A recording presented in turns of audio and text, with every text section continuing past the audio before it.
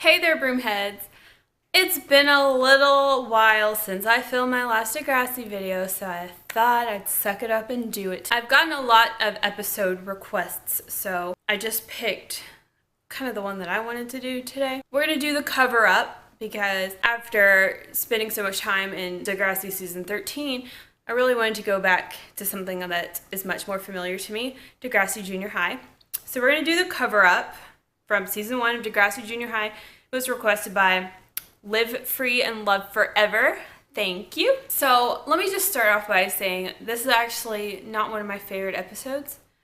Rick is one of my favorite characters, but I just don't really dig this episode. I did want to cover it tonight though because I just love Degrassi Junior High. Also, a fun fact, Craig Driscoll, the guy that plays Rick, I'm pointing at the TV like y'all can see it. The guy that plays Rick, he's commented on my broomhead's Instagram every once in a while, and he told me that this episode was filmed second, but appears fourth in the season. And let's just go ahead and push play.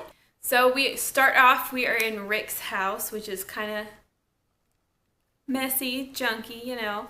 He's looking at a motorcycle magazine, eating his breakfast, and then his dad comes in, and his dad looks pretty young, so maybe he was like a teenage father or something.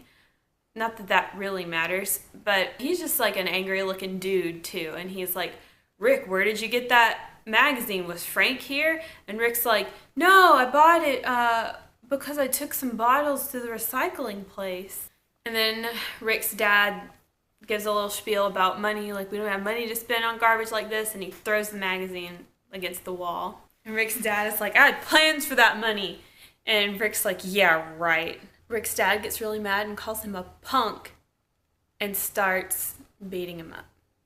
Well, we're on the front steps of Degrassi Junior High, and no matter what's going on, sometimes life still has to go on. So there goes Rick on his little bike, riding up to school like nothing happened. He wears these like tiny little pants that, you know, the kind of pants that are cool for men now too.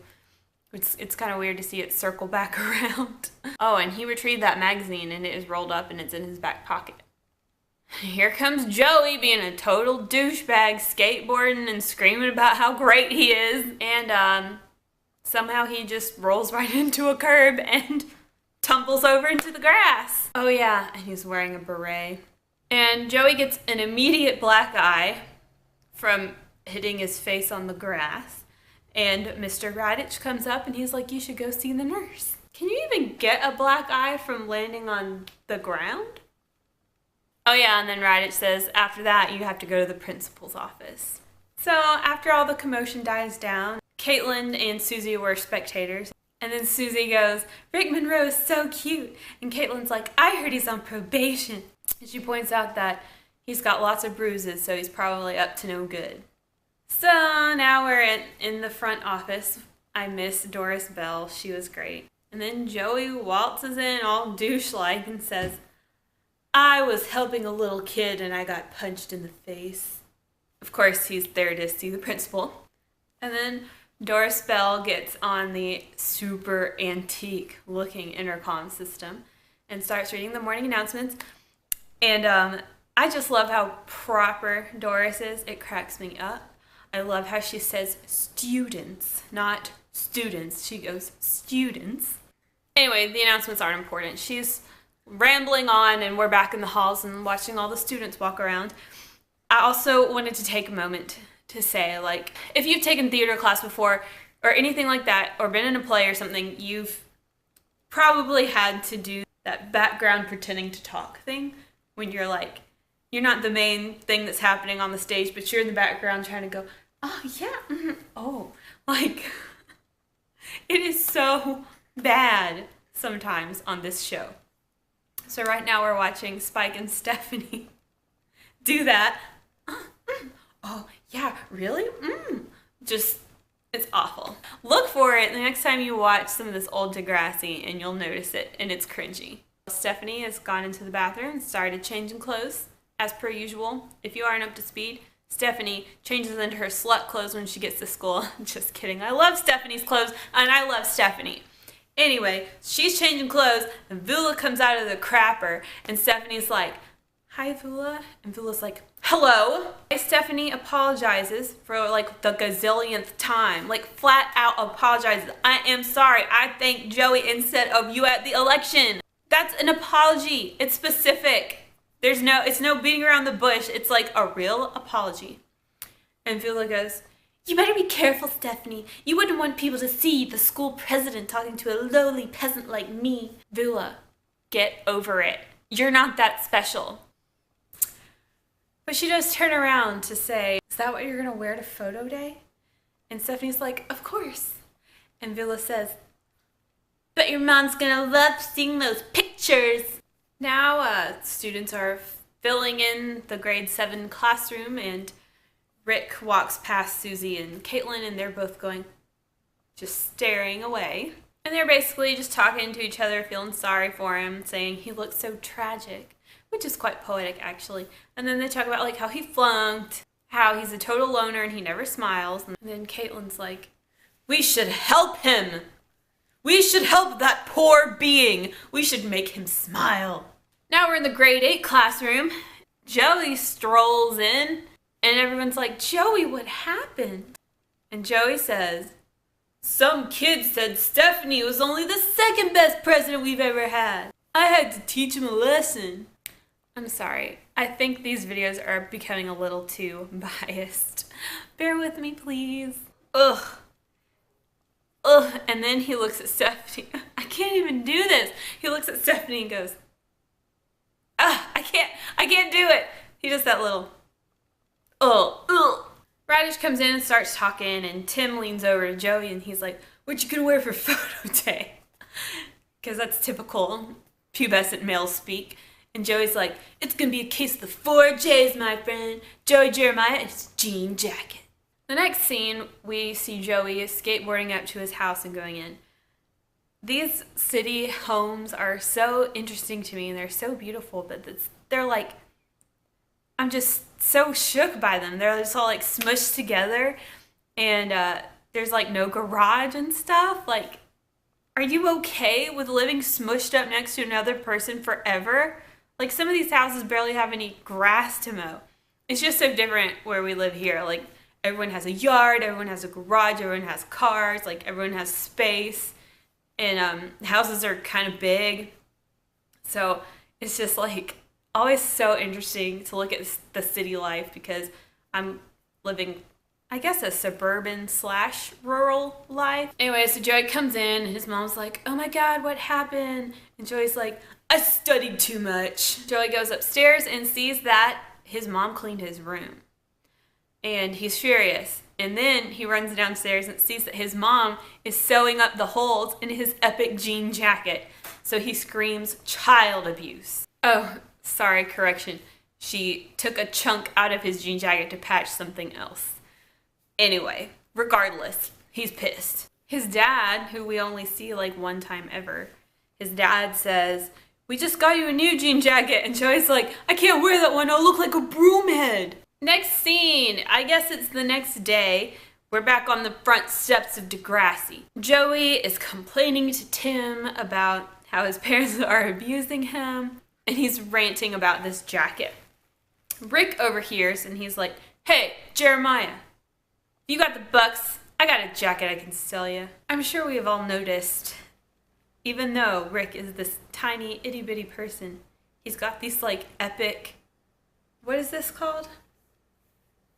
He's got epic arm muscles. Anyway, so Joey says he needs to see the jacket first, and Rick's like, come over and see it after school. And Joey's like, thanks, buddy. And Rick's like, whoa, whoa, whoa, whoa, whoa. I'm not your buddy. Rick walks into school, and Susie and Caitlin are ready to pounce. They see him walk by, and they hit him from behind. They come up to him from behind, and they tell him a joke. Why did the turtle cross the road? Because it was the chicken's day off. Needless to say, Rick was just like, I can't help but critique Caitlin's delivery there. She says, because it was the chicken's day off. She just like has this random pause in there. It just threw everything off, Caitlin. They should have done another take. Now we are in the grade 8 classroom, Mr. Radish's class. Stephanie comes in looking like a total video vixen. Vula is over there dressed like a pilgrim doing her homework. And Stephanie sits down and just, I don't know, she decided to try a new approach. She just started talking to Vula as if they're friends. And she's like, girl, I need your advice. And Vula's like, I don't know why the school president would want advice from a lowly peasant like me. And Stephanie literally says, Vula, will you stop that? Amen. So we finally see Vula kind of turn towards Stephanie and take a sigh. So it sort of implies that Vula is willing to listen, maybe willing to bury the hatchet. So Stephanie says, like, hey, I don't know if I should take my school picture in me clothes or in good girl clothes. She's like, my mom will freak if she sees me dressed in my real clothes, but I really want to be myself. And Vula listens to the whole thing, and then she goes, that's your problem. No wonder Vula had to move. She probably couldn't keep any friends and had to go to a new school to try again. Degrassi Junior High! It's the end of the school day, and Joey and Rick have met up to go to Rick's house. You can tell Joey's a little apprehensive. Like I think he's a little afraid of Rick. They arrive at Rick's apartment, and I don't know if you guys have seen this, but there's someone on the internet who went around and took pictures of all the Degrassi filming locations and what they look like today. And Rick's apartment looks like almost exactly the same. I would love to stalk the streets of Toronto and try to find all the filming locations I can. And you don't even know how much I am dying to go to the Degrassi schools. If any of y'all live in Toronto, you want to show me around, holla. So they get into the apartment, and Joey's like, wow, this place is cool. Your mom must be awesome. And Rick's like, I don't have a mom. And Rick gets a Coke, and Joey's kind of eyeing it, and Rick's like, do you want one? And gives him the last one. Joey notices this poster of a motorcycle on the wall, and kind of gets Rick talking for one of the first times ever, and he talks about how his brother Frank has a bike just like that, and talks about like what it feels like to go riding on it. Suddenly we hear Rick's dad come in. He sees Joey and he's like, who's this? And Joey's like, I'm Joey Jeremiah, you know? And the dad just walks past him and goes right to the fridge and sees there aren't any Cokes left. And Rick's like, you better go. The dad starts screaming, and Joey starts to exit, and Rick's dad, you can hear him start to beat him. We see Joey leave, and he's kind of stunned, and he rides away on his skateboard. And then we go back to Rick's room, and we see Rick goes into his room and closes the door and lays down on his bed and starts crying. And it's really sad. Love you, Rick. It's the next day, and we're back on the front steps of Degrassi Junior High. Joey is skateboarding up to bless everyone with his presence. And Tim is there ready to receive him. And first thing he says is, oh, that's the jean jacket, looks good. And Joey's like, on me, everything looks good. We're now in line for the school pictures, and Stephanie K has chosen to be true to herself, and she looks like a freaking Barbie. She gets in line behind Vula, and as if wearing a shirt up to here and down to here isn't covering you up enough, she puts a jacket over her shoulders just for good measure. Stephanie comes up behind Vula in line and says, I decided to be myself. And Vula's like, can't wait to see how your mom thinks of those pictures. This is minor, but Melanie notices she has a zit on her forehead, so she like awkwardly puts her bangs like over it, and her picture is just like. Rick follows Melanie in the picture chair, and the photographer begs him a few times to smile, and he will not smile. So waiting in line, Joey asks Tim, like, what would you do if you knew that a kid was getting beat up by his dad? And Tim's like, who? What are you talking about? When Rick's group or whatever comes out of the picture room, he crosses paths with Joey, and he's like, you owe me $15. And Joey's like, oh my gosh, I only have 10. And Rick's like, then give me back the jacket. Sorry about my cats. And Joey's like, no, please. And anyway, Rick finally agrees to take the $10 deposit and collect the rest afterwards. And as he starts to walk down the hall, Joey's like, do you want to talk about last night? Rick is like, shut up. Okay, now we are in phase 2 of Caitlin and Susie's Make Rick Smile operation. So they have decided to put on pig noses, attack him from behind again, and go oink, oink, oink. And Rick literally goes and turns around and walks away. Now we are in Mr. Radich's class, and Tim is trying to pry a little bit, trying to figure out who Joey's talking about a kid getting beat up by his dad. And he's like, is it Rick? And Joey's like, no, man, just forget about it. And Mr. Radich hears Joey talking and sends him to the principal's office. As Joey's leaving the principal's office, he decides to ask Doris, what should I do if I knew a kid that was getting beat up by his dad? And Doris is like, Joey, is everything okay at home? And Joey has like this black eye still, so he's like, sure, I mean, parents, right? And of course, immediately, Doris pulls out the children's aid number out of her Rolodex, which I have actually seen in person because I worked in some old school offices. Pulls out the children's aid number and starts dialing on that rotary phone. It's the end of the school day, and Rick stops Joey outside and says, you owe me $5. And Joey's like, okay, follow me to my place. On the way, Rick realizes that his chain on his bike is broken, and Joey's like, we can fix it at my place, I got tools. They notice a sick bike parked outside the house, and they go in, and we see Joey's parents talking to some guy with some freaking crazy hair. How's he a professional? And they're like, we've never hit our kid. We've never been accused of such a thing before. And the crazy haired guy's like, well, we just have to follow up on these kinds of calls. So Rick and Joey walk in, and the parents are like, this is Mr. Marino from Children's Aid. And the guy's like, it's a nice black guy you got there, Joey. And Joey's like, yeah. And the guy's like, did your parents do this to you? And Joey's like, no. And they kind of go back and forth a little bit. Crazy hair guy's like, well, you must have been talking about someone else. Who was it? And about this time, like, Rick decides he's going to skedaddle.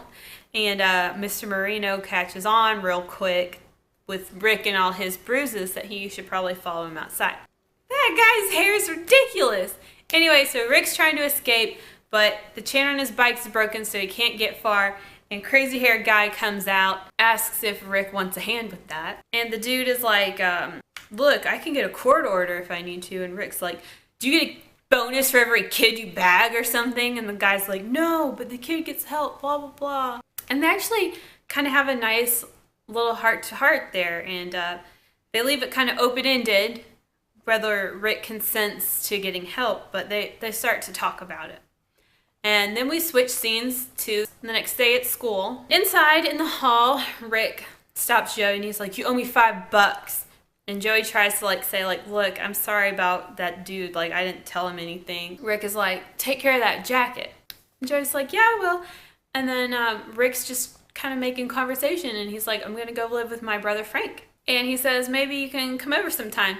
And Joey's like, yeah. And then Rick kind of like yanks Joey's hat off and throws it to him and smiles, and it's the cutest thing.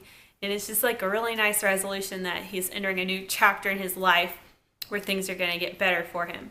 I find it interesting though that Rick and Joey they aren't really friends after that. I mean, it's not necessary. You know, we don't have to be friends to help each other, and by helping each other doesn't mean we have to become friends either. So I wouldn't want my Rick hanging out with Joey anyway. So Susie and Caitlin see that Joey managed to get Rick to smile. They're a little shook, but they're still happy he's smiling. And that concludes the episode. Y'all, these things take forever to film. Oh my gosh, I'm exhausted. That was my whole night. I hope you're happy. Anyway, I hope this was fun for you. It's fun for me. I never get tired of Degrassi Junior High. If you have a request of an episode you'd like me to cover, I sound like a radio announcer. If you have a request of an episode you'd like me to cover, leave it down in the comments. I will see y'all broomheads next time. Sorry I sound so country. I will see you guys next time. Good night. Goodbye.